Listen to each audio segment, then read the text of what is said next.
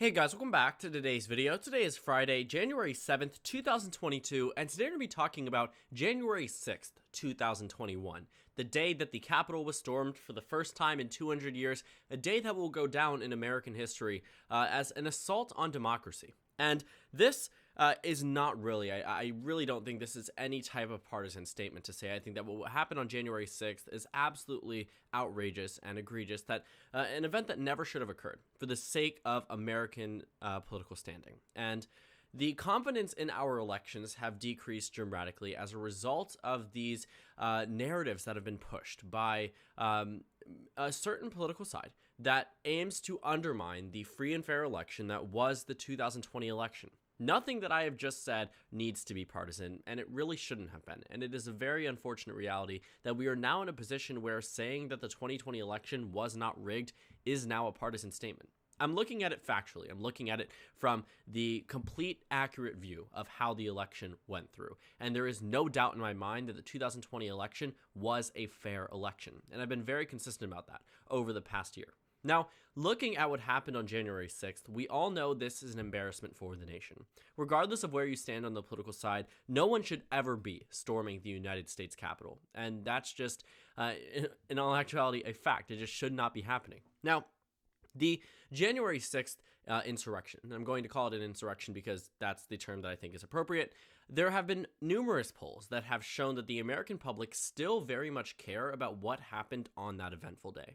The Republican Party has been very quick to dispel this idea that January 6th is a top issue for voters in the 2022 midterm elections. And while it isn't important, nearly as important as the economy, COVID-19, Afghanistan, things of that nature, it still is in the back of the head of many swing voters, especially in the swing states. And I made a video yesterday talking about how Joe Biden's unfavorability rating did not translate to Republican victories in the generic ballot based off of recent polls. I mean, looking at the numbers in the comparison here, Joe Biden is down 9, but Democrats are down by less than half a percentage point. And we might briefly touch on this a little bit later in the video, expanding on what I had said in the original video in response to what we've seen with January 6th. Now, Forbes released this article that talks about new polls, and they go through a bunch of different pollsters from the Washington Post, University of Maryland, CBS News, YouGov, ABC News, Ipsos, AP, the etc., the typical type of news sources that tend to put themselves out there for capturing polling and data sentiment. Polling sentiment and data analytics that we can use for our analysis, and to briefly go through all of the polls that they have here. For the attempted coup here, you have 32% of the nation that believes it was an insurrection according to NPR. An additional 28% believe that it was just an out-of-control riot. 17% actually believe that they were anti-Trump opponents carrying out this insurrection, trying to make Trump supporters look bad, things such as government agents and Antifa. And 6% actually say that while they acknowledge that they were Trump supporters there, that it was a reasonable protest. And that's the worrying number there. Now, it isn't just 6%. CBS News did a similar poll where they actually asked voters to describe the events on January 6th. Instead of giving them a checkbox or a answer to fit the whole situation, they had them describe it. 76% of all respondents said that it was a protest of some sort. 63% said that this was just some type of overturning of the 2020 election or an effort to. 55% said it was an insurrection, but 26% actually referred to this as patriotism.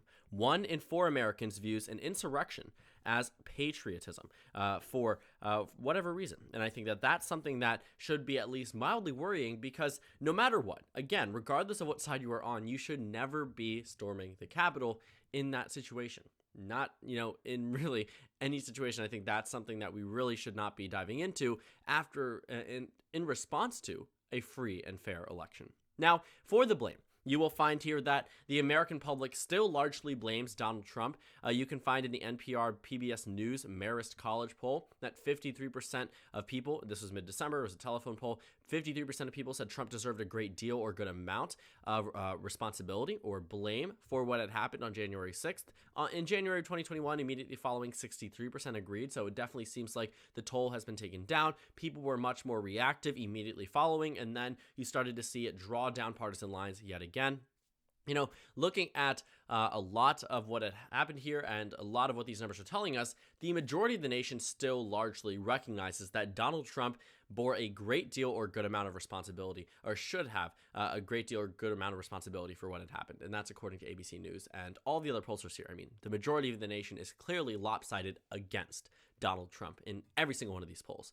Now, when you look at their questioning of the punishment here, I'm not going to dive too much into here because this is more of an individual issue. There are plenty of protesters that are currently being sentenced to various amounts, so it isn't really something that needs to be talked about. But the main thing here is that according to the Washington Post, 51% of all respondents said the legal punishments for people who have broken into the Capitol have not been harsh enough. So the American public does want some type of response or some type of punishment for those who had participated in the January 6th insurrection. Now, the committee here, I think, is the thing that really shines out to me as something that is very bad for the GOP.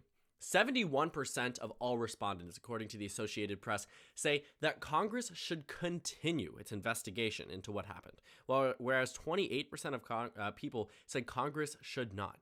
Now, to have 71% of this country say, I want you to still investigate what happened in the Capitol a year later, does not play into the rhetoric that the Republicans have been pushing out, that have been saying the American public is tired of hearing about January 6th. The American public is over. And it also doesn't go to these points that have been made by political pundits that January 6th won't be an important issue for voters in 2022. What we know so far is that there is one side of the aisle that wants to continue and one side that does not. And based off of this poll, it looks like about half of that one side that does not, in terms of who is actually being represented, the American public, actually want the investigation to continue. 7 out of 10 Americans want the investigation to continue for January 6th.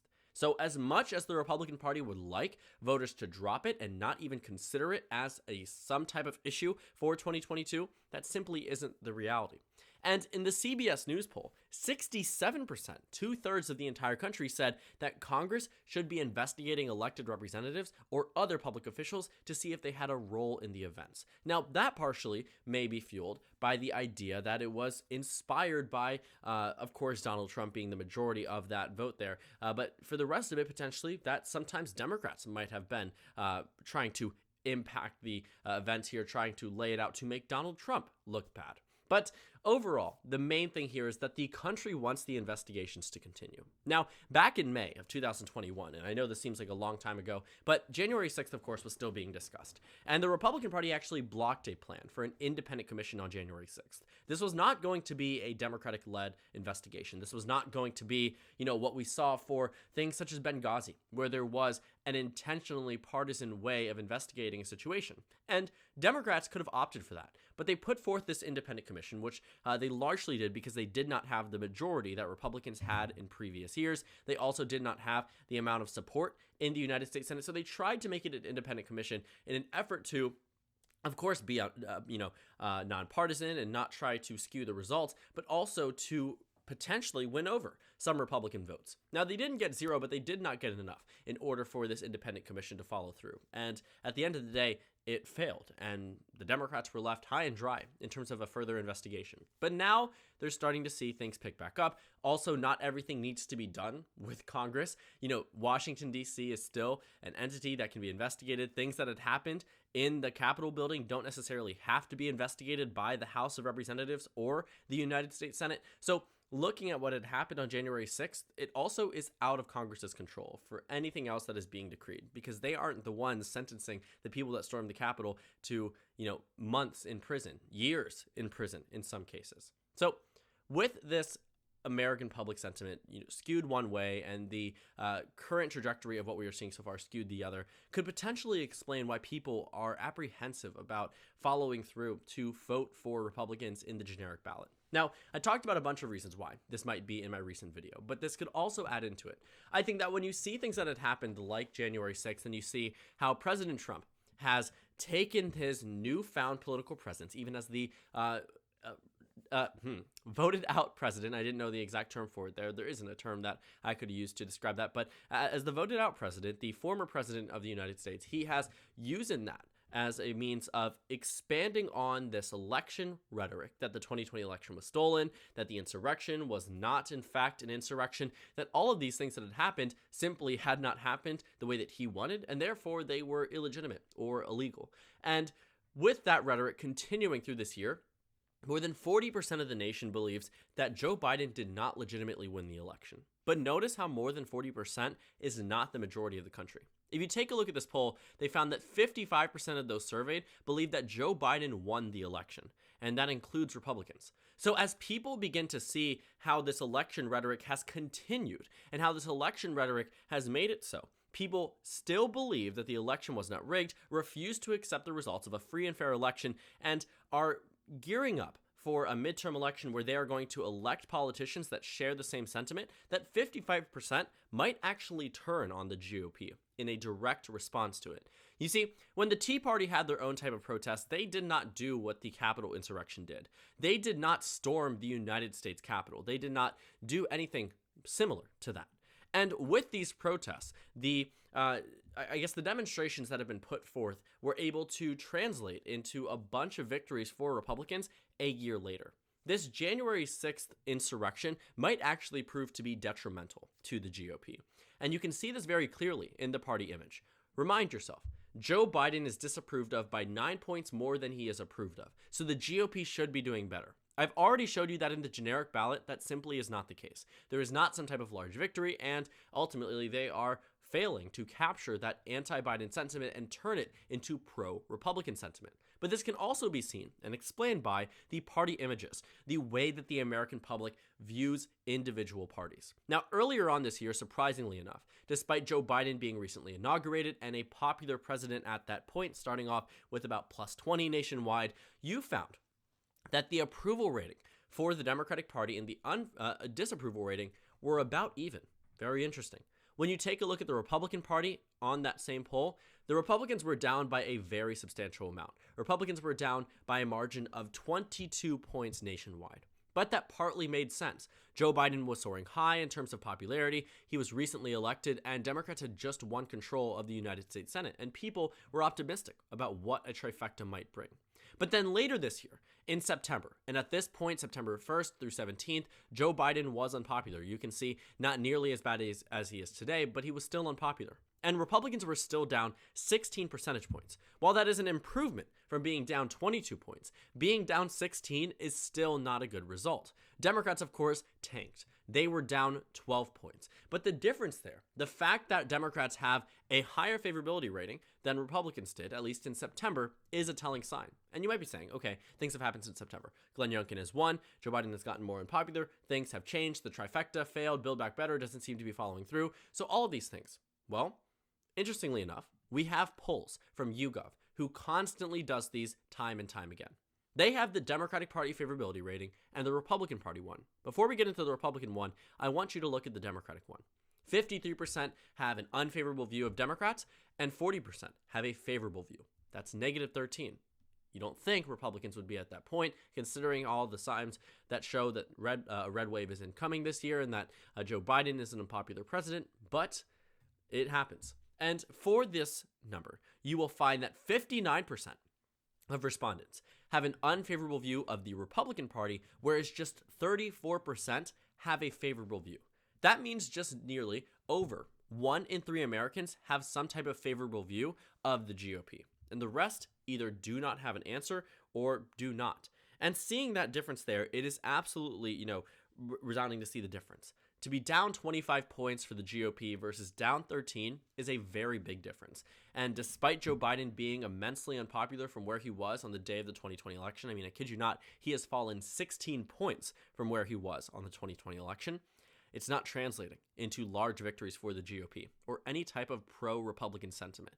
So the January 6th commission not being continued and what we know had happened, and with the American public seemingly still invested in what had happened, it isn't a non-issue. It's obviously not the most important issue for the American public in 2022, but to completely ignore that the American public wants some type of closure, they want some type of further investigation and discussion about what had happened, is going to be detrimental to the GOP.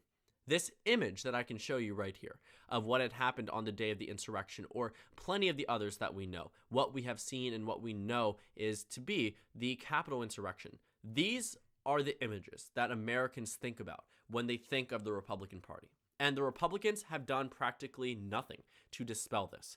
Instead of taking the time to investigate and prove and clear their names, they are making themselves look more guilty. These images are going to be reran right before the election. And this type of fear is going to help the Democratic Party. They have already weaponized January 6th, and it has helped them, and it will continue to help them through this year. Of course, again, it won't be a make or break issue for voters, but for those swing voters who might be on the edge, might be in that position on top of a number of other things that will tilt them towards the leftward direction. And Democrats really only need to use this for 2022 because by the time 2024 comes around, they will have new things to talk about and some type of re-election bid for either Joe Biden or potentially Kamala Harris, or maybe an open Democratic seat there. Joe Biden probably going to run for president, but not officially confirmed yet in terms of a filing for the election. But, looking at what we see here, for the Capitol insurrection, what we see here for the American public's opinion on it, the American public wants some type of closure. And right now it seems as if there's only one side that actually wants to give that to them. And with the unfavorability rating of both parties being very negative, but Democrats doing better than Republicans, as we've seen in consistent numbers, can explain why voters are not quick to flock to the GOP. Very unsimilar to where it was with the Tea Party, which were protests and, some types of levels of pushback on the Obama administration that were not nearly as extreme of what we saw on January 6th. And again, you will be told time and time again, the American public is tired of hearing about it. It's a non-issue. It's not going to have any type of impact on the electorate. And all of these numbers are telling the complete opposite story. And you can see exactly why the GOP is in a position where they simply are not winning over voters the same way they did in previous red wave years. So thank you guys so much for watching this video. Make sure to comment down suggestions below. Subscribe on the left if you haven't already, and check out the Instagram and Twitter. At the bottom left of the screen, there's also a Discord server for you to go ahead and join. On the screen, there's a video you can watch, and then a playlist for my 2022 election analysis videos. Again, thank you guys so much for watching, and I will see you all later today.